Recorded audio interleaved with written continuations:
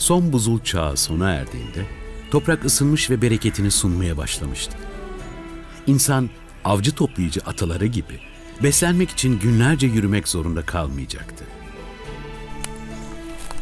Toprağı işleyebiliyor, hayvanları güdebiliyordu.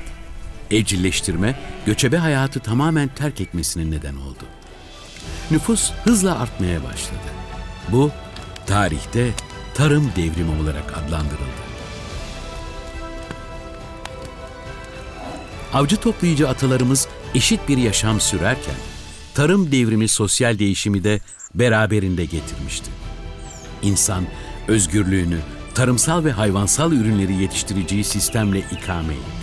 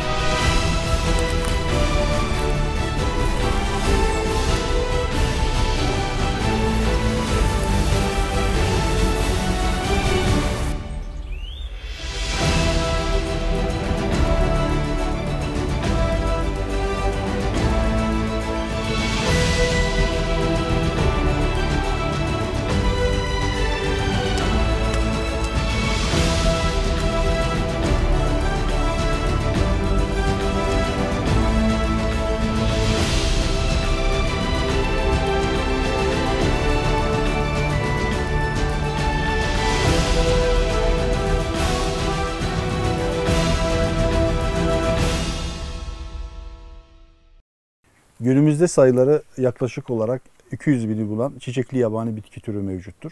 Bu çiçekli yabani bitki türlerinin sınırlı bir kısmı insanlar tarafından tüketilmektedir. Ve bunlar arasında özellikle bakliyatlar yıllık üretim hacmi olarak en önemli yeri tutan tarımsal üründür.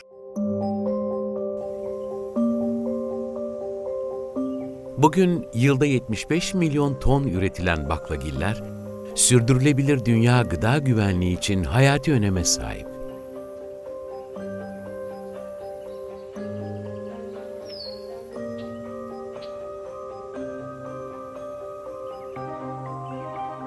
Yemeklik tane baklagillerin dünyaya ülkemizin Güneydoğu Anadolu bölgesinde dahil olduğu bir yöreden yayıldığı, buradan orijin alındığı bilinen bir bilimsel gerçek.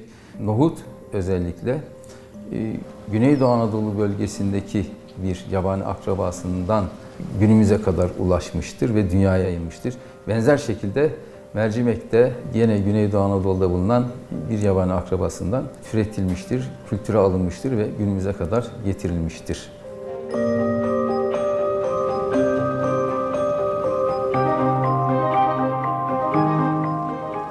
Binlerce yıldır bu topraklarda yetiştirilen baklagiller yine bu topraklarda işlenerek dünya piyasasına sunuluyor. Geleceğin gıdası olarak adlandırılan bu tohumlar Anadolu mutfak kültüründe geniş yere sahip.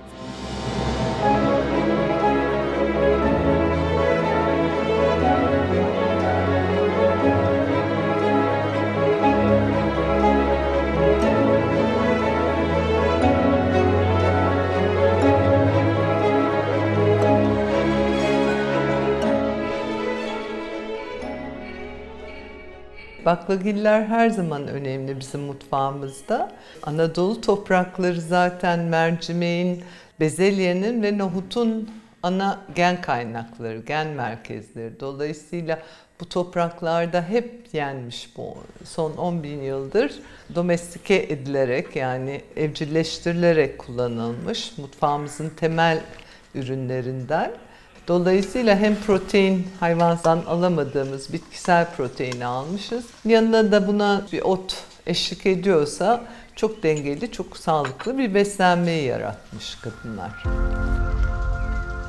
Bitkisel protein, vitamin, mineral ve lif yönünden zengin bu tohumlar, gelecekte yaşanması muhtemel gıda krizlerinin çözümü olabilir.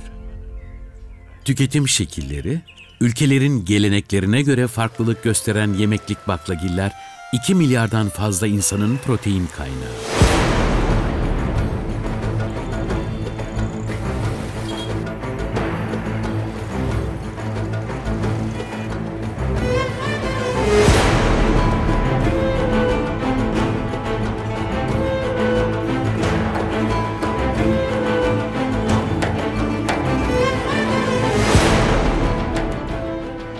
Güney Asya'da atıştırmalık olarak da tercih edilen bu tohumlar, tıpkı Anadolu geleneğindeki gibi yeşillikle birlikte tüketilir.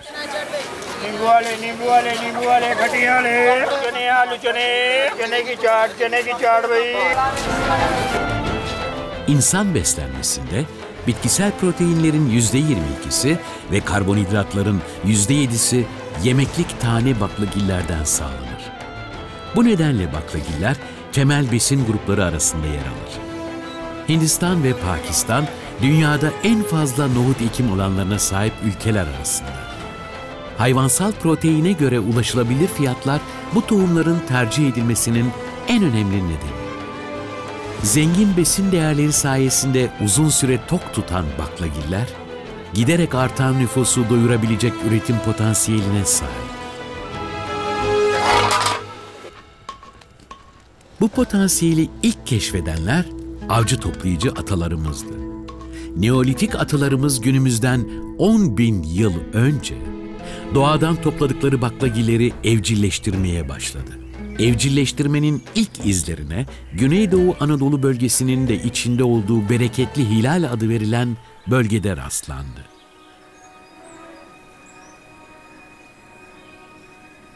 Diyarbakır'ın Ergani ilçesinin 7 kilometre güneybatısında Hilar'da yer alan Çayönü Höyük'te ilk yerleşim M.Ö. 10.200 yılına tarihlendirilir.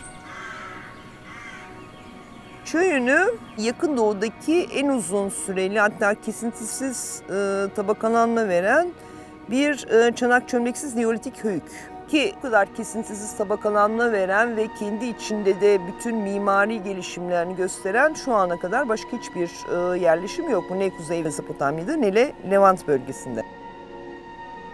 Birçok ilki barındıran Çayönü Höyük'te 1970 yılında yapılan kazılarda özel bir yapı bulundu.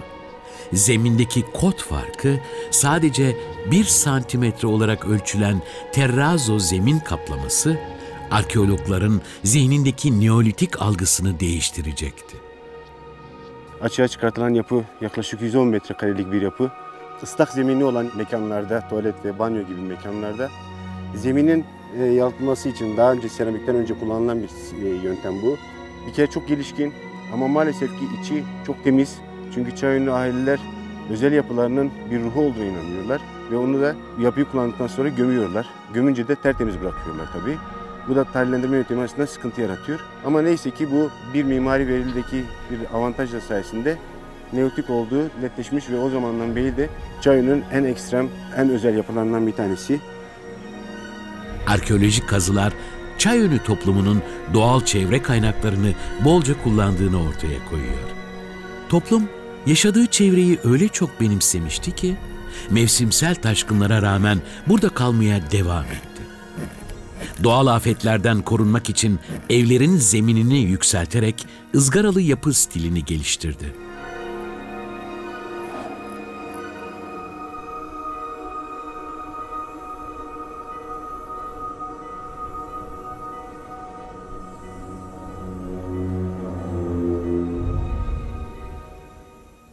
Grillerin son evresi, yani PPNB başına kadar hiçbir şey yok. Herhangi bir evcilleştirme süreci yok. Ama çevre çok zengin. Yani yabani baklagiller, özellikle nohut, mercimek, fi çok yoğun tüketiliyor. Ondan sonra Emmer Einkorn buğdaylarını topluyorlar. Yani bir tür avcı toplayıcılıkla geçinen yerleşik bir toplum sürecinde. Neolitik toplumlar tarıma başlamış olsalar bile avcı toplayıcı geleneği uzun süre devam ettirdi. Tarımsal üretim toplumu doyurmak için yetersizdi. Bitkilerin evcilleştirilmesi insan yaşamında ekolojik, sosyokültürel, teknolojik ve hatta biyolojik bazı değişimleri de beraberinde getirmiştir. Çayönü'nde ise erken evrelerde edilen yabani bezelyenin pürüzlü bir yüzeye sahip olduğu, daha sonraki evrelerde elde edilen bezelyenin ise pürüzsüz bir yüzeye sahip olan evcil bir bezelye, yani Pisum sativum ait tanelerin elde edildiği tespit edilmiştir.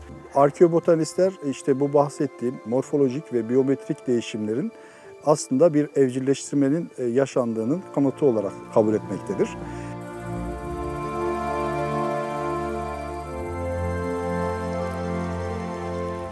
Avcı toplayıcılıktan tarım ve hayvancılığa geçişin 1000 yıl boyunca gözlenebildiği bir laboratuvar niteliğinde olan Aşıklı Höyük, günümüzden 10.400 yıl öncesine tarihlendiriliyor. Aşıklı Höyük, Orta Anadolu bölgesinin doğusunun, tarihsel adıyla Kapadokya bölgesinin en eski köy yerleşmesi. Milattan önce tarihlerle 8400-7300 arası diyebiliriz. Şimdi üstünde durduğum zeminin aşağı yukarı 1-2 metre altı bu söylediğim en eski tarih 10.400'ler. Şu an üstünde bulunduğum ve de şurada gördüğünüz yuvarlak yapılar milattan önce 8000'ler. Bu alanın en üstü ise 7300'ler. Toplumun özelliği Aşıklı topluluğu avcı, toplayıcı ve göçer yaşam biçiminden tarımcı ya da çiftçi yaşam biçimine geçişin bütün aşamalarını biz hakikaten tabaka tabaka, yıl yıl hatta izleyebiliyoruz.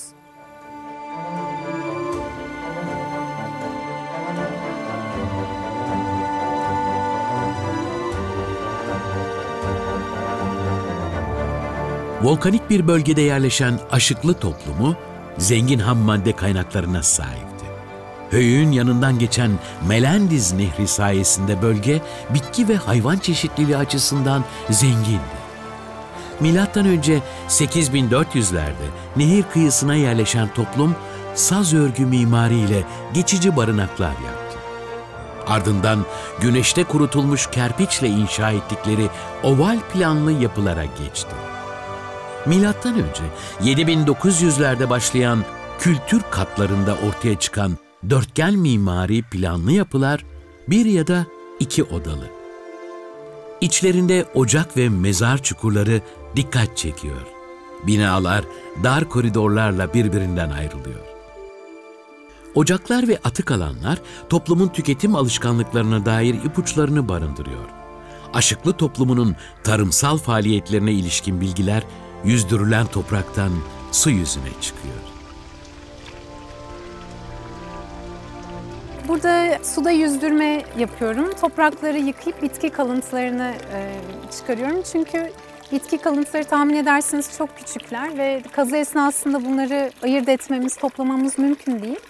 Dolayısıyla böyle bir sistem geliştirilmiş. Toprağa attığımızda çamur dibe çöküyor ve bitkiler hafif oldukları için su yüzüne çıkıp akıyorlar.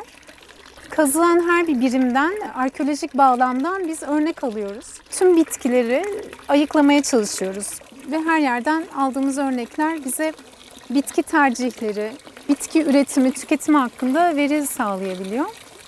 Geldikleri andan yani o dönemden itibaren aslında tarım bilgisine sahipler. Uygulamayı da yapıyorlar.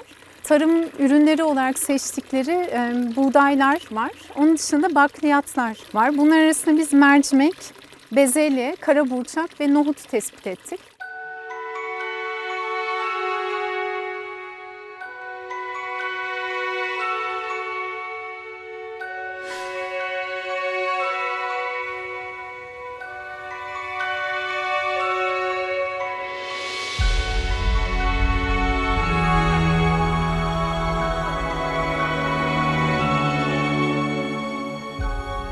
...7300'lerde de gayet sessiz bir şekilde terk ediliyor. Sessiz bir şekilde derken şunu kastediyorum. Herhangi bir felaketle karşı karşıya kalmıyor topluluk.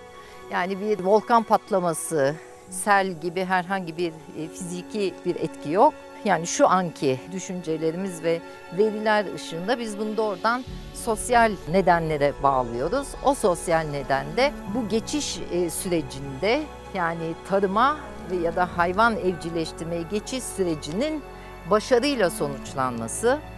Dolayısıyla da insanların yeni topraklar ve yeni yerler, yeni yaşamlarını devam ettirecekleri yerler aramaya gitmeleri şeklinde yorumluyoruz.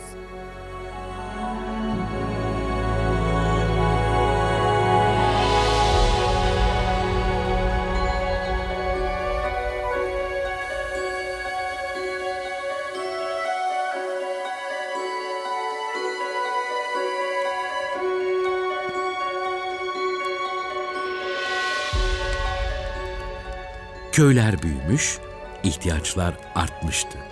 Tarım bilgisini elinde tutan insan artık yeni bölgelerde yerleşim kurabilirdi. Bakliyatlar yaklaşık olarak M.Ö. 8500-8000 yıllarında Anadolu'nun da içine alan Verimli İhlan denen bölgede ilk defa evcilleştirilmiştir. Günümüzdeki bütün teknolojik imkanlara, bilimsel bilgiye rağmen bu süreçten sonra farklı temel bir bitki türünün evcilleştirilmemiş olması gerçekten de bu neolitik çiftçilerin bitki çeşidi, bitki kaynaklarını çok iyi gözlemlediklerini bize gösteriyor. Adeta bir genetikçi, ıslahçı gibi bitkileri gözlemleyen neolitik çiftçiler bunları daha sonra evcilleştirme yoluna giriyorlar. Yoksa bu bilgi, bu birikim olmazsa yabani bir mercimeğin evcil bir mercimeğe dönüşmesi mümkün olamazdı. Sahip oldukları tarım bilgisi ve deneyimi iş gücüne daha fazla katılım gerektiriyordu. Toprağın efendisi olan çiftçiler aynı zamanda yeni bir sosyal düzenin tohumlarını filizlendirmişti. Anadolu'nun bereketli topraklarından elde ettikleri hasat çiftçilerin yüzünü güldürüyordu. Farming in a way is about labor, it's about work. And when people are expending effort, when they are working hard, they normally like to be sure that they will benefit from the work that they have done. People want to guarantee that they will also be able to harvest what they have sown, literally, that they will be able to benefit from the efforts that they have made. The generalization that we can make about early farming society and atomization and family organization, really Çatalhöyük is one of the best demonstrations of that anywhere in Western Asia.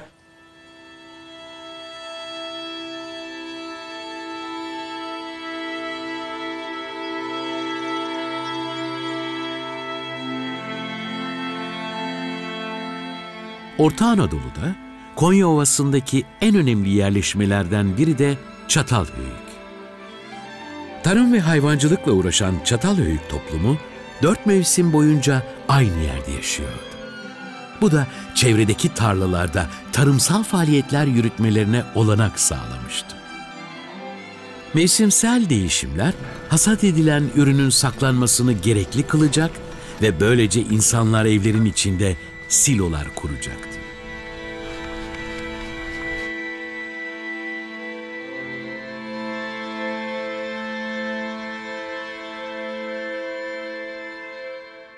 Çatalhöyük toplumu çiftçi bir toplumdur ve hayvancılıkla uğraşmaktadır. Tahıl ve bakliyat tarımı yapmaktadır. Geçimlerinin bir bölümünü tarım faaliyetleriyle, bir kısmını hayvancılık yaparak, bir kısmını da avcılık ve toplayıcılığa devam ederek sağlamaktadır. Çatalhöyük evlerinde mutlaka bir depolama odası bulunur. Bunlar kilden yapılmış silolar olabilir ve kazılar sırasında bu silolar içinde tahıllar ve bakliyatlara ait kalıntılar ortaya çıkmıştır. Bunun dışında çok sayıda hayvan kemiği, yabani hayvanlara ait kemikler de bulunmaktadır. Bu da topluluğun hayvancılıkla yoğun olarak uğraştığını, aynı zamanda avcılık etkinliklerine de devam ettiğini gösterir. 13,5 hektar alana yayılan ve 21 metre kültür dolgusu olan Çatalhöyük, Yakın Doğu'nun en büyük Neolitik dönem höyüklerinden biri. Dörtgen planlı, kerpiç evler birbirine bitişik inşa edilmiştir. Genellikle tek odalı evlere çatıdan girilir. Evlerin temiz olan kuzey alanlarında duvar resimleri, boğa boynuzları yer alır. Güney alanlarsa yemek pişirmek ve tohum depolamak için kullanılmıştır.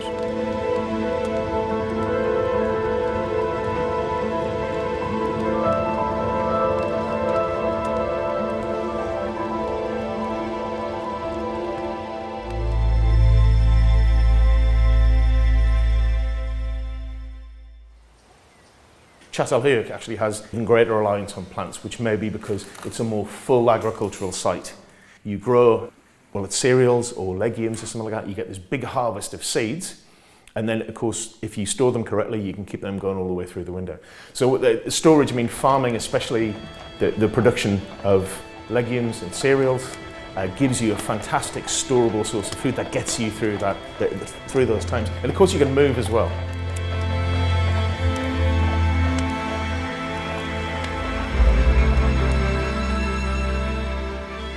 Tabakalaşmış atık alanları, Çatalhöyük toplumunun beslenme ekonomisi ve gündelik yaşamına ait önemli arkeolojik kanıtlar içerir. Bu dolgu alanları aynı zamanda dönemin doğal çevresine ilişkin de bilgi verir. Milattan önce 6000 yılda insanlar bölgeyi terk etmeye başlar. Terk edilme sürecinde ekolojik ve kültürel faktörler rol oynamış olabilir.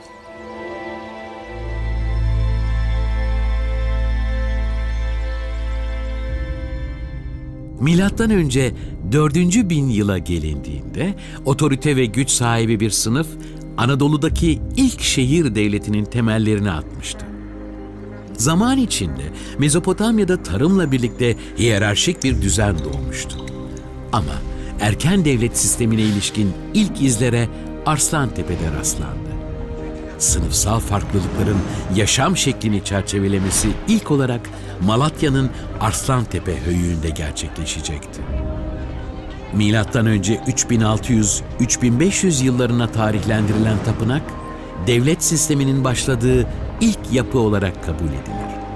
Tapınakla birlikte başlayan bu sistem giderek büyüdü ve milattan önce 3350 yıllarında saray inşa edildi. Eski ismiyle Melid, Meliddu veya Melitea olan Arslantepe'de sarayla birlikte din ve devlet işleri ayrıldı. Verimli Malatya Ovası'na hakim bu tepede elitler yaşardı. Elitler tarımsal üretimi kontrol ediyordu. Temel gıdanın dağıtımını kil kaplarla yapan elitler muhasebesini de tutardı. Seri üretim kap örnekleri ve mühürler günümüzde Malatya Müzesi'nde sergileniyor.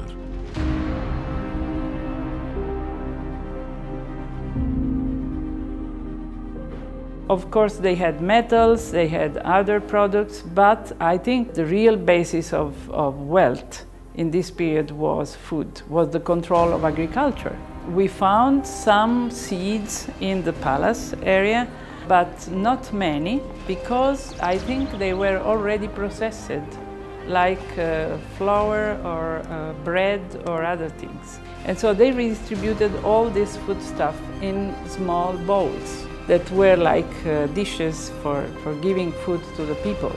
And we found hundreds and hundreds of these bowls in storerooms with large pitoi, large jars. This area is very heavily burnt, so probably there must have been a fireplace, something where they cook, or there was a silos or a storage area that was burnt. So we are not sure yet. We will understand better when we arrive to the floor. But what is interesting is that together with all this material, in this burnt floor, we have a lot of seeds. At least at the first glance, they are mainly cereals, so barley and wheat. There are some legumes too.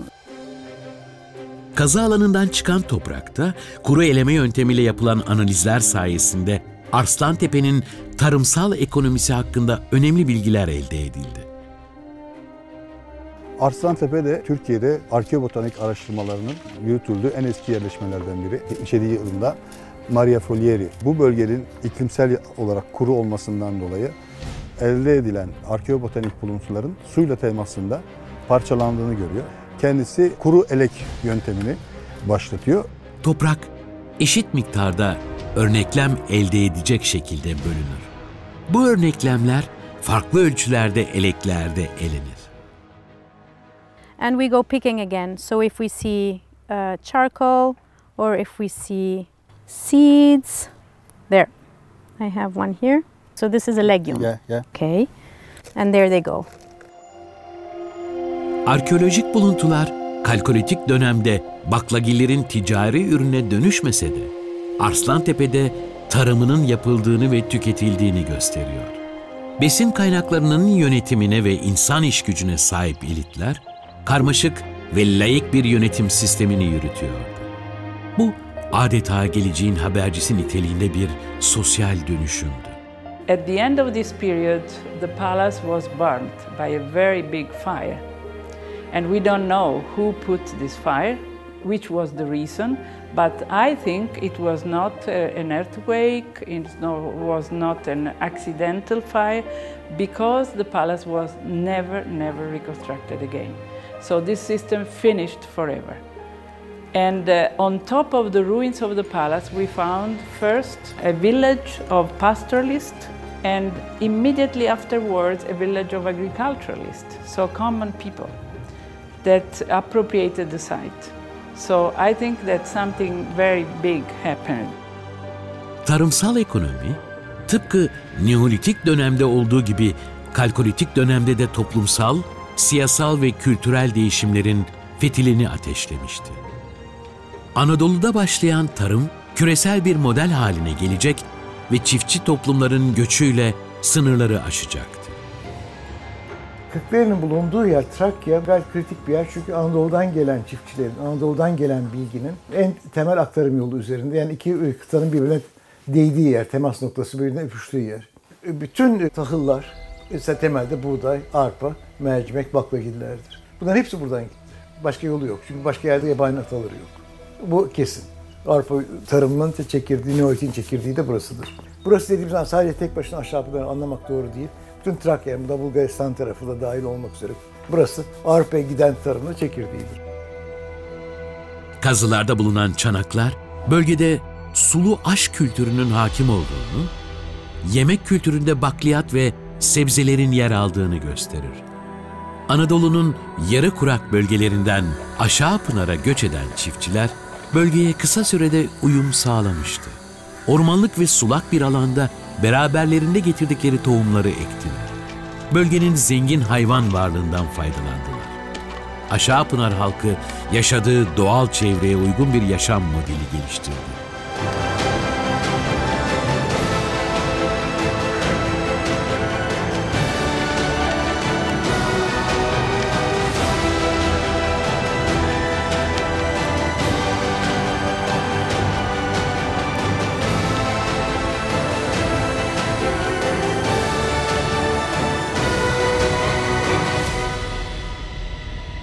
Tarım, Anadolu'nun sınırlarını aşıyor, Neolitik paket göç hareketleriyle Avrupa'ya taşınıyordu. These crops and the knowledge of how to grow them should come from Anatolia. How it came, was it through people or through exchange of ideas? Some recent genetic evidence shows that also people moved quite a lot, so there were some connections. So I think if we look for the wild progenitors of these plants on the area of where they were first taken into cultivation, we should go in the Fertile Crescent, Eastern Anatolia, and so on. And then, of course, through the culture and the exchange, as I said, they expanded all over Europe, and I think for a couple of thousand years they reached even the northwest of Europe. I think about 2,000 years, or we find them finally also further in the north.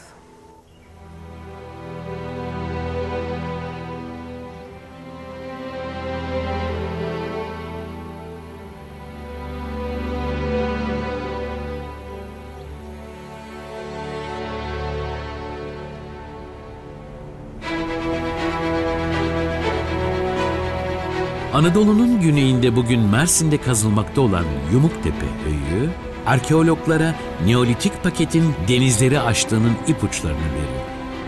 Yumuktepe'ye ilk yerleşen toplum, tohumları da beraberinde getirmişti. Ve sadece tohumlar değil, kullandıkları çanaklar da Akdeniz'i aşacaktı. When they settled, animals, cereals, legumes, everything was taken from abroad. Nothing local was used. There were maybe political reasons for that, or they simply didn't know the resources of the environment. So there is almost no hunting, no fish, very small fishing activities. But the sea was important. They were not sea people, but they immediately started using sea as a communication route, first going to Cyprus. We know that there is a trading of many items, obsidian among others. And then we know that people practicing farming and using this type of pottery, particularly impresso pottery, went by sea westward to Greece, to the islands, to the Mediterranean, southern Italy, and then France and Spain and African coasts also.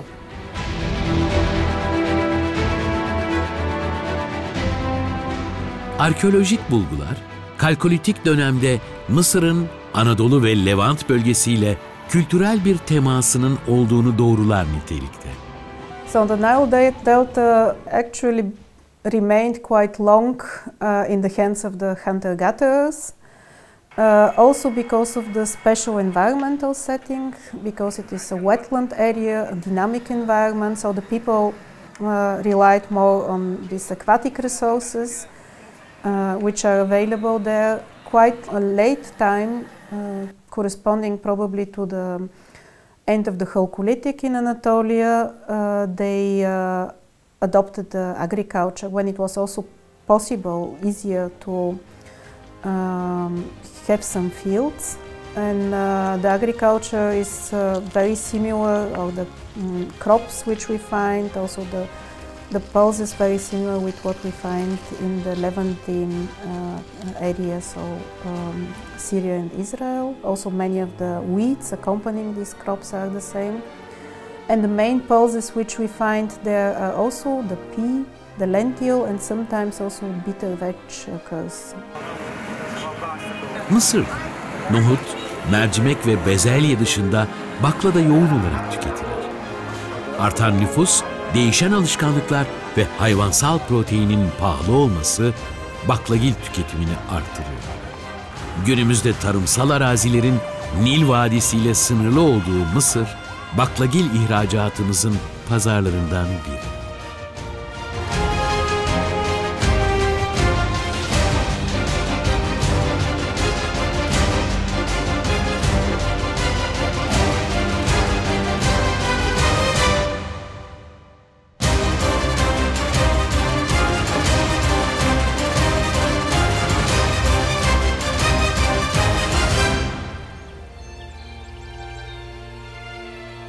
Kalkolitik dönemde tarımsal ekonomi, toplumsal, siyasal ve kültürel değişimleri ateşlemişti. Milattan önce 2000'lerde Orta Anadolu'da nereden geldikleri kesin olmayan bir halk yerleşikti. Hititler de bu tarihlerde Anadolu'ya girmeye başladı. Zaman içinde Doğu Akdeniz'e hakim olacak bir imparatorluğun başkenti Orta Anadolu'da yükselecekti. Hititler yayıldıkları topraklarda karşılaştıkları kültürlerden beslenmiş, yerel tanrıların kültlerini korumuş ve onları da içine alacak özgün bir Anadolu kültürü yaratmayı başarmıştı. Hititlerin toplumsal olarak strüktürü ve organizasyonu şöyleydi ki her birey veya her aile kendi toprağını işliyordu. Aynı zamanda bir kısmını büyük kurumlara, yani tapınak olsun, saraya olsun, bir nevi vergi olarak vermesi gerekirken, ama aynı zamanda da kendileri gereken stoğunu evlerinde yapmışlar ve bu nedenle biz hububat olsun, baklagiller olsun daha çok binalarda, evlerde buluyoruz. Bunlar depo kaplarında bulmuş olabiliriz. Bazen toprağa saçılmış olarak bu toprağı yıkadığımız zaman bulmuş oluyoruz. Hitit dini bereket kültüne dayanırdı ve bu nedenle hasadı etkileyen tüm doğal olayların birer tanrısı vardı. Hititler yemeklerinde kendi bahçelerinde ürettikleri tarım ürünlerini ve besledikleri hayvanları kullanırdı.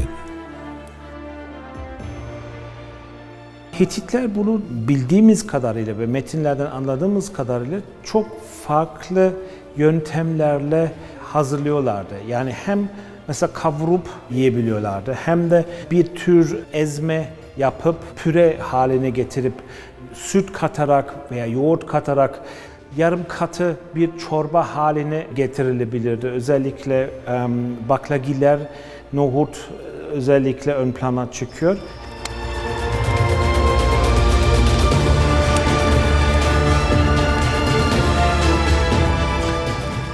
Hititler sadece kendileri için değil, tanrılara sunmak için de yemek pişirir ve büyük bayramlarda ziyafet verirdi. Hitit mutfak kültüründe ekmek kutsal sayılırdı. Kuru meyveler ve baklagillerle tatlandırılan ekmekler tüm yemeklere eşlik ederdi. Araziyi, tahılı ve suyu kontrol altında tutabilen Hititler 450 yıl sürecek bir toplum düzeni yaratmayı başarmıştı. Hititlerin insanlığa bıraktığı bu mirasın izleri bugün hala hayatta.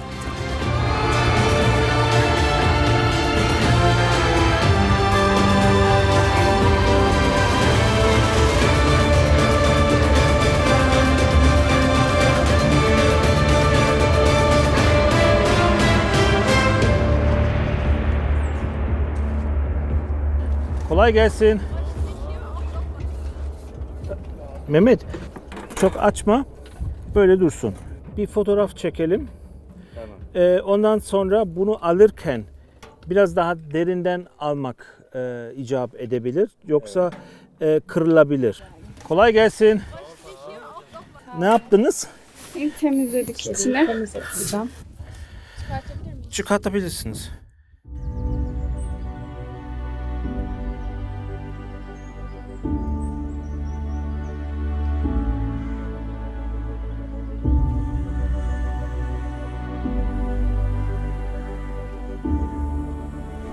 Tamam. 985-74. Gıda ihtiyacını kesintisiz bir şekilde sağlamanın yolu yeni bir tarımsal sistemden geçiyordu. Hititler, Orta Anadolu'da belli aralıklarla baş gösteren kuraklığı, depoladıkları tohumlar ve ekinleri sulamak için inşa ettikleri su barajlarıyla atlatmayı başardı. Bu sayede tarih boyunca büyük bir imparatorluğa sahne olmayan bu coğrafyada ilk imparatorluğu kurabildi. Hititler kurak bir iklimde çiftçilik yapmayı başarmıştı. Çok dilli, çok kültürlü ve çok tanrılı bu toplum on binlerce kişiyi kesintisiz besleyecek bir sistem yaratmıştı. Bugün dünya toplumlarını doyuran tohumları 10.000 yıl önce Neolitik çiftçiler seçti.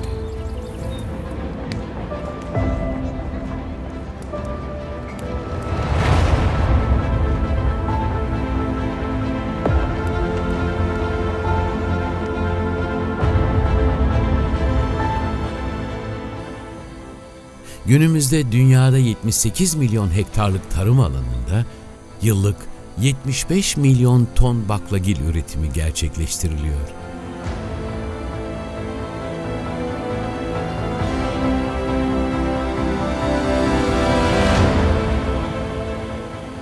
Bugün dünya tohum ticareti 50 milyar dolar. Türkiye bunun içerisinde 1 milyar dolarla ilk 10 sırada yer alıyor diyebiliriz. Ve tohumun endüstriyeleşmesine bağlı olarak talebin artışı 2023 yılında 85 milyarın üzerine bu ticaretin çıkacağı düşünülüyor. Baklagillerin gen merkezi olan Türkiye'nin dünya bakliyat pazarında önemli bir yeri var.